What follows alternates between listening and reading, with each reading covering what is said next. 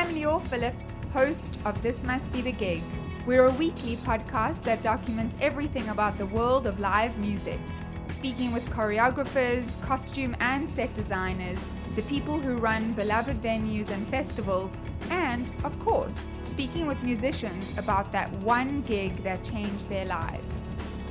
Get your peek behind the curtain at consequenceofsound.net, Apple Podcasts, or wherever you listen to your podcasts.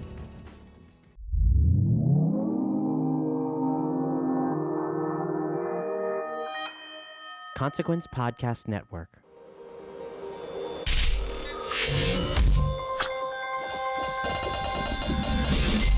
Hey, welcome to another edition of Kyle Meredith With. It's an audio interview series presented by WFPK Independent Louisville at WFPK.org, Consequence of Sound, and the Consequence Podcast Network. Before we get started, go ahead and hit the subscribe button wherever you're listening from right now. We put out interviews every Monday, Wednesday, and Friday at Consequence of Sound, and would love to keep you up to date on those. Whether you're checking us out on Spotify, on YouTube, Apple Podcasts, and iTunes, or wherever you get your podcasts from, hit that subscribe button. I'm Kyle Meredith. Today, my guest is Curt Kirkwood of the band Meat Puppets. Meat Puppets are back. They've got a brand new record called Dusty Notes. It's a fantastic listen that puts them in a bit of a folk and country vibe with a lot of banjo and some calliope as well. In fact, Kurt's going to take us through how it's the original lineup back together for the first time in about 20 years, and also includes even his son Elmo in the band these days. We'll get some story behind songs like Nine Pins, Vampire's Winged Fantasy, and the first single, Warranty, and how lyrically it finds some shared DNA with some of his back catalog. And speaking of the back catalog, of course, we're going to take some time-traveling trips on here to celebrate the 25th anniversary of Too High to Die. This was a breakthrough record for them in the mainstream. They had a huge hit with the single Backwater. And of course, it came right on the heels of them performing with Nirvana on MTV's Unplugged. He's going to take us through that Unplugged, what happened afterwards that was kind of lining up with this record, and what happened after Kurt Cobain's death of April of 1994, just 3 months after they had released Too High to Die. We'll turn the clock back even further, too, to 1989 when they released Monsters. That was their final record for SST Records, the independent record label that they had stayed on throughout the 80s. It was a record that featured very big riffs, sometimes a bit of a metal sound. But at the same time, there was a Beach Boys influence. Not the classic Beach Boys. We're talking about the late 80s, the Kokomo era Beach Boys influence, and some Def Leppard on top of that.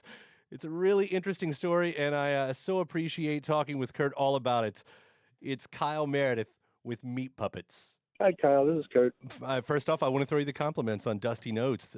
It's another great record, man. I mean, 35, nearly 40 years of doing this, and you're still putting quality music out every single time.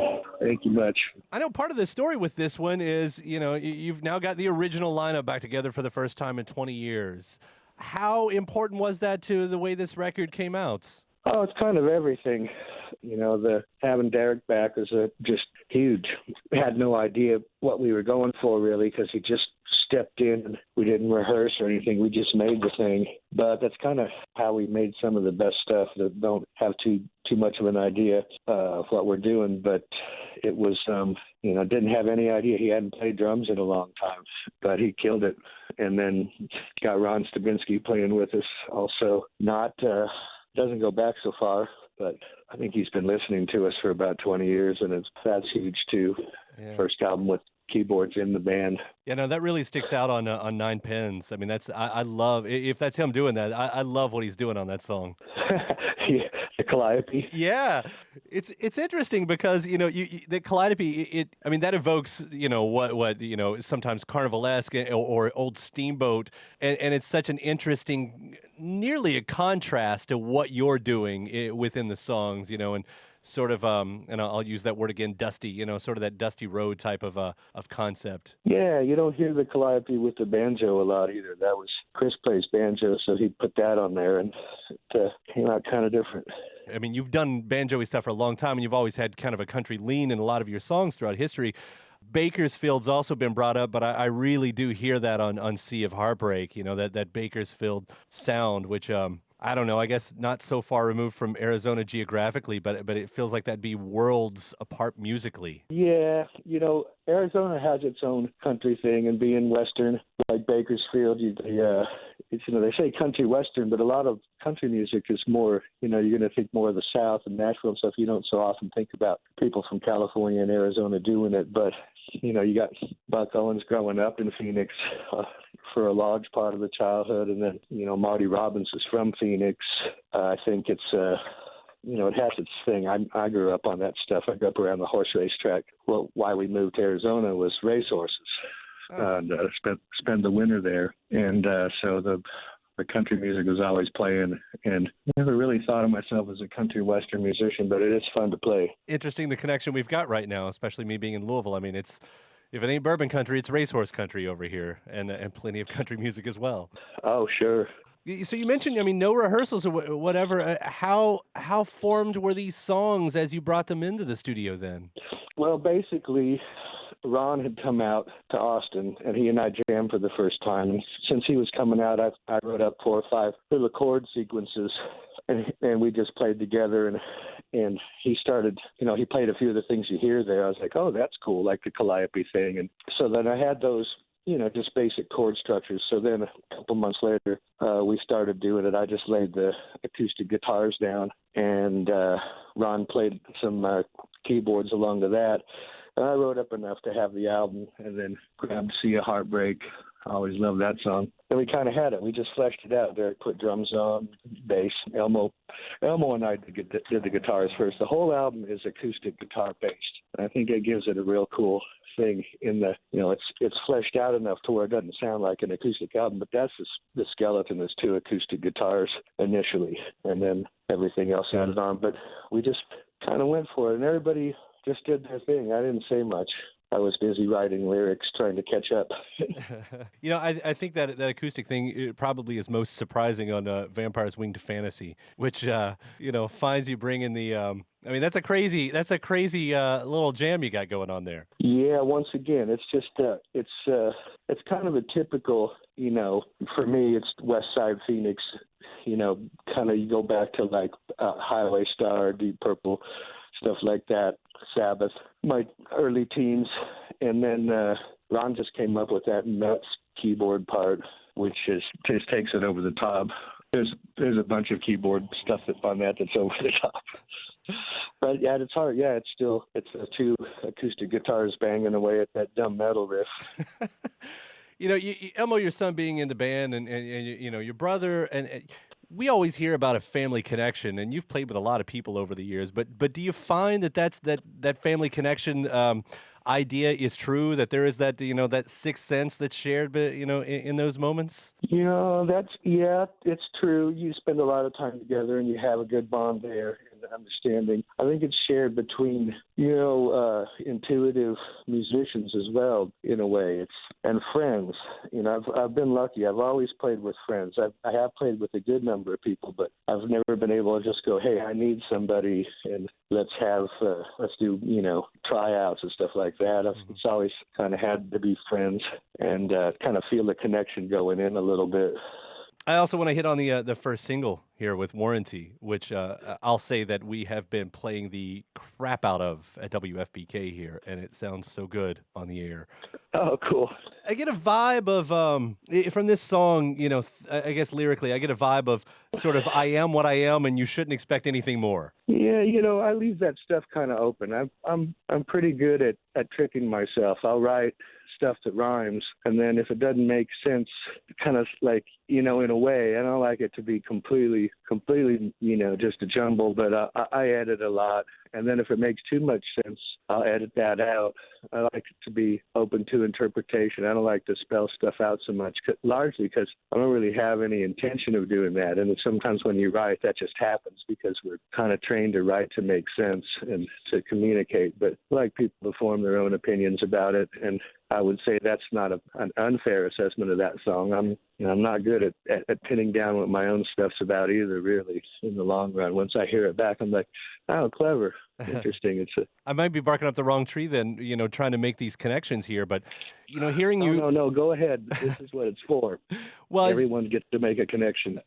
I was going to say, as you refer to the Invisible Man in that song, I listened back and another one of my favorites, Disappear, off of the Rise to Your Knees album, and then all the way back to We Don't Exist. And I feel like maybe this is something that you've touched on throughout your life. And, whether consciously or subconsciously, An Invisible Man, We Don't Exist, and Disappear sort of, to me, says something about, or can say something about how you might perceive yourself. Yeah, I don't know. They say to your own self be true, whoever said that. It's hard to know yourself at the same time. Yeah, I kind of wish I knew a lot of that stuff. With this song, yeah, and I do like that stuff. I like the Invisible Man movie. I like the idea of somebody being invisible anyway. But I also thought it was kind of funny how, like, somebody goes, "Oh, look, it's the Invisible Man." Well, if you can't see him, how can you say, "Look, that's the Invisible Man"? It's almost a Mitch Hedberg. I don't know if you remember that comedian. That's something that he would come up with right there. Uh-huh. Yeah, it's pretty good. I want to take the opportunity, as I kind of mentioned, We Don't Exist, because a couple of your records are having, nice anniversaries this year, and Too High to Die being one of those. 25 years of that record. I mean, that's a landmark record, not just in your career, but in alternative music as we knew it, especially in the 90s. That one is such a prominent one. How does that one sit with you these days? Oh, I still think it's pretty good. It was a big step forward for us in a way, just in how it was received. We had made the record before that, Forbidden Places, for London already, but that was our first with any money and with a producer working with Pete Anderson, and we were learning a lot. We weren't still so comfortable with, trying to make something that a big record label would take. They weren't down with, like, how we made records at ST so much, because we would just go in and just do those things and not make any amendments to them or anything. And, if you trying to get something on the radio with the big label at that time, this stuff had to be kind of sewn up and polished a little bit. We weren't used to that, but we got Paul Leary in there for Too High to Die, and he was an old friend already at that point, and one of our running buddies. So they just let us loose with enough money to polish things up the way we wanted to, and we had learned with that first major label record, so we kind of knew a little bit, and it was I thought it came out pretty good. Yeah. I don't look back much on stuff, and once I leave the studio, I always kind of think, well, that's done, and like it or not. Of course, so Backwater does become, quite the big single. It's a top 10 hit right there on the modern rock charts. Success at last? I mean, is that the perception here? Because, you all had been doing it at this point for, nearly, 15 years almost, and or around there, I guess, and to finally have that liftoff. Were you able to enjoy that? Oh, sure, that's fun. Definitely, that was a lot of fun. We always liked what we did, and we always thought, primarily just gloating to yourself over, what you've done is kind of the point of art in a way. So we were good at that, the three of us, and but having some kudos come from the outside, and then kind of having it be, a stir. It's good. That's a lot of fun. It was kind of strange to me. I didn't think it was my favorite song on the album by any means. I thought it sounded like Atlanta Rhythm Section or something, and it was okay. It didn't bother me, but I thought it was odd that, they're going to go with that? Okay. I wouldn't know. I don't know how to write a song to get on the radio or anything. I just doesn't, I'm only kind of, echoing my childhood influences, if anything, and I don't know. In that, it is pop music largely. You can throw in your Mahavishnu Orchestra and your prog rock and all kinds of crazy crap that I just love, but ultimately, I'm going to go back to Disney soundtracks and the Beatles. The B side of that, White Sport Coat. If I had that right, that had They Might Be Giants, the Johns singing backup for you. How did that happen? Well, our manager at the time, Jamie Kipman, I think he still manages They Might Be Giants, so knew those guys a little bit. I just met them. I didn't know them very well, but once we recorded it, they heard it, and they were like, hey, can we do that? It's like, hell yeah, that'll be fun. So it was done already, and they went and slapped that on there and just took it right out. It's a fun idea of a concept. It's not two bands I would have instantly thought to put together, but you all, I guess, had shared so much similar history, coming from the similar, 80s college rock scene and all that stuff. Right. We're alternative you get thrown in there, but kind of like, what are we? You know, and same with those guys. We always gone through whatever they're throwing us up there with. Was it Americana? Was it hardcore punk? Suddenly it was alternative. Is it grunge? You know, we just went through a lot of phases. We're just floating through that. We never really targeted any of it. This is the record that comes right after the, Nirvana Unplugged performance. And of course, a new version of Lake of Fire ends up as the hidden track on this, which I would guess is that being one of the reasons. Coming off of Unplugged, did it feel like the attention was on you suddenly, like extra more than usual? Oh, no. What happened was that record, Too High to Die, was already done when we did Unplugged. And it was just ironic. We had done, had just done some acoustic versions we did Up on the Sun and Lake of Fire and stuff, but they just happened to be around. And the songs that Nirvana wanted to do on their Unplugged was stuff that we were still playing anyway, like probably my three favorite songs are up there from Meat Puppets too, but they were done already, so it was just ironic. Interesting coincidence. But what happened was, the Unplugged thing, we had the record done. There's still there's some interest. They're going, hey, you're getting closer to giving us something we can work with here in the big league, whatever. But then when we did the Unplugged, that gave us some credence in the upper ranks there at the label. They're going, well, we don't really get who these guys are, but if they did this, it must be cool. So then they got behind the record even more. With Kurt dying, just a few months after the record comes out, I mean, to me, the Meat Puppets were one of the bands at that point as closely associated with what was happening in Nirvana world because of, all of that and the nice things that Kurt had said about you. But with his death, I mean, it's probably an obvious question, but what kind of impact did that have on the rest of the year for you all? Well, it started pretty, a little bit before he died. We flew over to Europe, and we had a bunch of shows set up over there, some of our own, and then some with Nirvana. We were over there. We were supposed to start the tour with them in Prague, and then he had an overdose in Rome, and that tour got canceled. So we were over there. We filled in with some of our own, and then waited till Soul Asylum came over there, who we were supposed to hook up with after Nirvana, and we did that. But right away there, earlier in the year, it started like, wow, that sucks.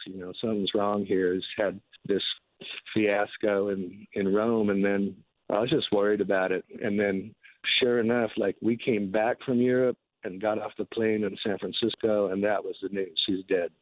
It's like, here we're just having, a good streak here, and people are, liking this new record, but a big part of our warm envelope, which was like, how I looked at it, just was nice and cool.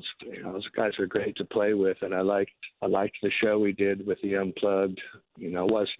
Wasn't to be a record quite yet. That didn't happen. That was I think a posthumous decision, really. Mm-hmm. But it's like, oh man, that puts a strange spin on the whole year, since here we are just kind of floating on pretty magic time for us.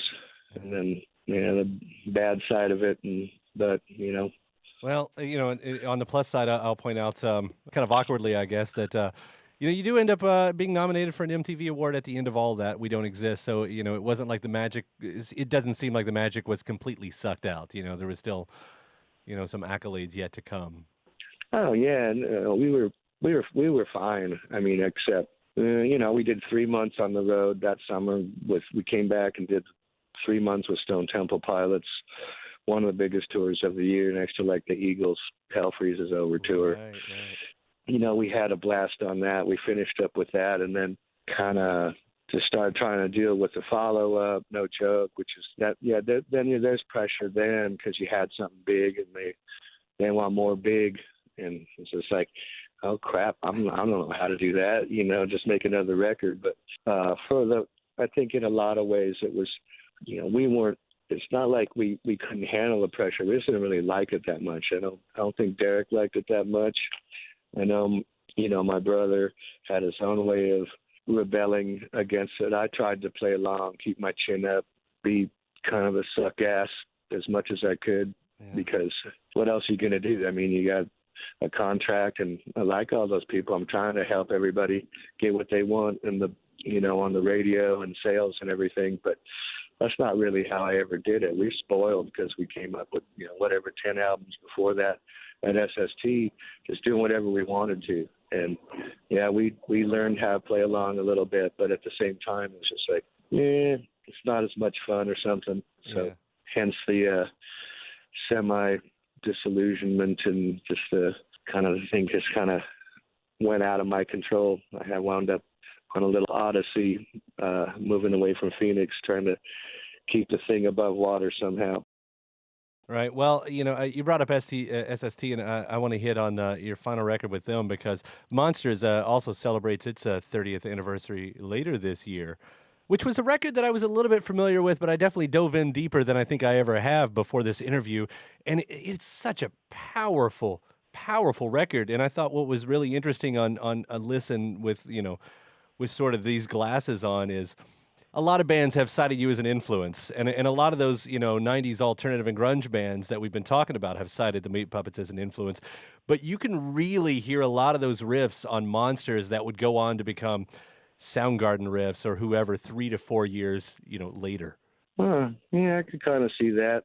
It was a different record for us in a way. I never wanted to repeat myself. All the SST records are kind of different. We had the opportunity to do that. They weren't interested in us stereotyping ourselves, so we just, took advantage of that. Monsters was different in the other way too, in that it somehow, and I forget how, Peter Kopke, who wound up starting London Records USA, which we put out from places Too High to Die and No Joke on. He was working at Atlantic at the time as A&R guy. He's A&Ring Robert Plant's solo career, Pete Townshend's solo career over in London. So he heard that Monsters record somehow, and he wanted to put it out on Atlantic, as it was, and wanted it. I was already recorded for SST, and that's, I had used my own money to record it. Pretty much, wasn't expensive, didn't really have a written contract with SST, so I figured, well, let's give it to them. And I talked to guys at SST, and they're like, "Oh, you traitor, you suck." I was like, it's a big chance for us, and we can get some distribution. How about, let's let them put it out. You can be in on it, whatever they want to give us. They wanted to give us some pretty good money for it, but now they want to stick to their guns. They, it was an SST record to them, and so it wound up coming out on that. But that was how the interest in, from the major, that was our first interest there. So the next record came out on London, and we proceeded to iron things out over the years with SST. You're talking about that big label interest, and I know they've kind of been there off and on for a little while, but I mean, this is the groundswell to what would become, as we knew the 90s. Did you notice the sea change was coming? Could you feel that from what was happening? What I felt was touring a lot and not seeing our records in enough places, there not being enough of them. The supply and the demand wasn't matching up, and I was like, oh no, we got to get some better distribution, because we've been touring. We could see, it had been college radio, independent record stores by and large, but then people are just going, we can't get your record here, this and that, and started to see the difference there. It's just like, well, we're doing all this work out here on the road, and we like playing, but yeah, obviously we got to, figure out something back in the storeroom, figure out how that works out. So I could kind of see it coming, and I could see how they were starting to look at it too, the majors starting to go and see how this underground swell could relate to dollars for them. You mentioned, trying out different sounds, and this being, just another variation, another step in a direction. But I guess to my ears, it's probably was more metal, to stamp a genre on it, I guess. And in that sense, I was wondering, was that just a natural progression of the times, or were you sort of saying, well, I'd like to try this more? Well, what it was I always saw a sense of irony in just in calling one thing cooler than the other in music. You know, like, oh, this is newer, this is what's trending, this is modern, this is not, this is contemporary. With the punk rock scene and the underground scene like that in the 80s, it was always kind of like, oh, you can't sell out. You know, what are you trying to be there, George Michael or something, you know? And I always thought it was fun to, you know, I made a couple of hardcore records, the first little 45, the 5-song thing, and then the first Meat Puppets, and then, you know, it stayed. Meat Puppets 2 was kind of, you know, sounded a little ragged, but definitely wasn't punk rock, and I was trying to go, well, let's throw folk music in there with punk rock. Let's throw the Stephen Foster and the Woody Guthrie in there and not do punk rock, because we did that, and like the way the audiences were throwing a bunch of stuff at us anyway and spitting a lot, we didn't fit in that well with a straight up punk scene. And so it was just a way also of just, you know, pleasing myself, going, I like a lot of different kinds of music. So then Up on the Sun comes up next, and I was listening to Duran Duran and Prince, right? So that's that. Here's my different take on some of that. And then, you know, not very good at being imitated, but that was some of my influences there. By the time we got to Monsters, and, you know, you have to also, I don't sit around and get obsessive about stuff very much either. I listen to stuff, and I'll listen to current stuff, and I'm pretty open-minded, and I just want to understand, you know, and absorb a lot of stuff. So I'm not like some huge fan of a lot of this stuff. I listen to it, and it's kind of cool. And Monsters at that time, pretty sure that would have to be Def Leppard. So, you know, that kind of thing. Right. I mean, what else was? Let's see, what was around? It was. I never like to call it hair metal, because everybody has hair of one kind or whatever. It wasn't really our scene, but there was a few things though around that were like that. And once again, something that they came from too, for sure.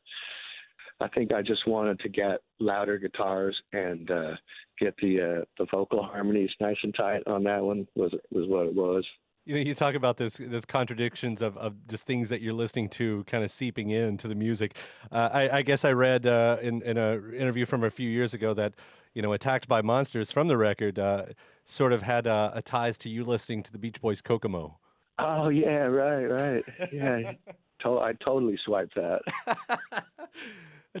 That's an interesting song to be swiping from, because when I listened to Attacked by Monsters, that would have never occurred to me, but I love knowing that the DNA is in there. Yeah. You know, I love the Beach Boys, and Kokomo is a great song, and it's uplifting, beautiful. Interesting little connection there. Well, Kurt, I really do appreciate you especially taking the time travel trip with me here, but especially talking about the new record, Dusty Notes. I love what you guys are doing. I love what you've always done, and I think this is another fun example of that. Congratulations on it. No, thank Kyle. Appreciate that. Yeah. This has been fun. Thank you so much, and I hope to see you out on the tour soon. Yeah. Stop by and say hi. All right, man. Take care. You too. Talk to you soon. Bye. A really big thanks to Curt Kirkwood of the Meat Puppets. The new record is called Dusty Notes. And if you haven't already, hit that subscribe button so you can keep up with all of the interviews that we put out every single week. Again, whether you're checking us out on iTunes and Apple Podcasts, Spotify, or YouTube, or wherever you get your podcasts from, hit the subscribe button. And after that, head over to WFPK.org. That's where I do a show every Monday through Thursday from noon to 3 Eastern, where you can also find some bonus episodes of this series over there. ConsequenceOfSound.net has all of your music and film news needs. You can find me at Twitter at Kyle Meredith, Facebook /Kyle Meredith. That does it for another edition. I'm Kyle Meredith, and I'll see you next time.